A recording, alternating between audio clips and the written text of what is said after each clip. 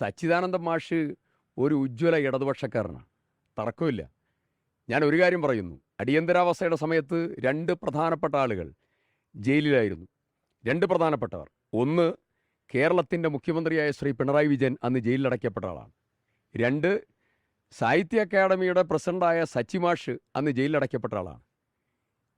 അന്ന് ജയിലിൽ കിടന്ന രണ്ട് കമ്മ്യൂണിസ്റ്റുകാർ, രണ്ട്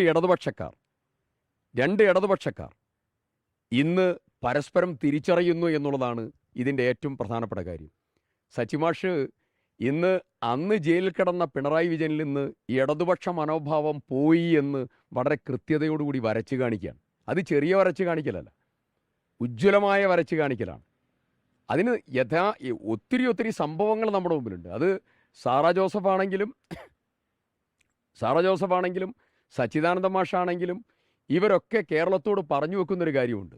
PM ശ്രീയിൽ ഒപ്പിട്ട, ലണ്ടൻ സ്റ്റോക്ക് എക്സ്ചേഞ്ചിൽ പോയി മണിയടിക്കാൻ നേതൃത്വം കൊടുത്ത, 1.5% പണം കിട്ടാൻ വാട്ടർ മെട്രോ ഉൾപ്പെടെ കൊച്ചിൻ മെട്രോ ഉൾപ്പെടെയുള്ള പദ്ധതികൾക്ക് പണം കിട്ടാൻ നേതൃത്വം കൊടുത്ത ഉമ്മൻചാണ്ടിയുടെ നേതൃത്വത്തിലുള്ള ഭരണകൂടത്തിൻ്റെ ഫണ്ട് വിട്ട് 9.5% കിഫ്ബിയിലേക്ക് പണം കണ്ടെത്തുന്നതിന് വേണ്ടി ലണ്ടൻ സ്റ്റോക്ക് എക്സ്ചേഞ്ചിൽ പോയി മടിയടിക്കുന്ന, അങ്ങനെ തുടങ്ങി കേരളത്തിലെ ഒരു ഇടതുപക്ഷ മനോഭാവം വിട്ട് വലതുപക്ഷ സമീപനത്തിലേക്ക് വല്ലാതെ വഴുതിപ്പോയ ഒരു ഗവൺമെൻറ്റും മുഖ്യമന്ത്രിയും സമീപനവുമാണ് ശ്രീ പിണറായി വിജയൻ്റെ ഇടതുപക്ഷ ഗവൺമെൻറ്റിൻ്റെത്.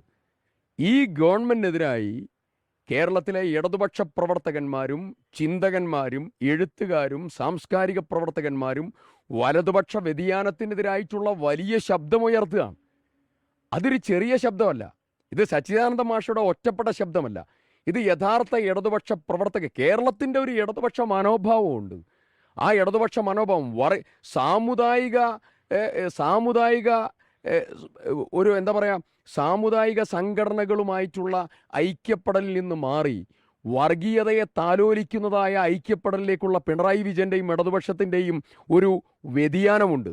ആ വ്യതിയാനം കേരളത്തിൻ്റെ സാമൂഹ്യ മണ്ഡലത്തിലേൽപ്പിക്കുന്ന അധികാര നഗക്ഷത ഉണ്ട്. അതിൽ നിന്ന് ഇറ്റിവീഴുന്ന ചോരത്തുള്ളികളുണ്ട്. ആ ചോരത്തുള്ളികൾ ഇന്ന് കേരളത്തെ അസ്വസ്ഥപ്പെടുത്തുകയാണ്.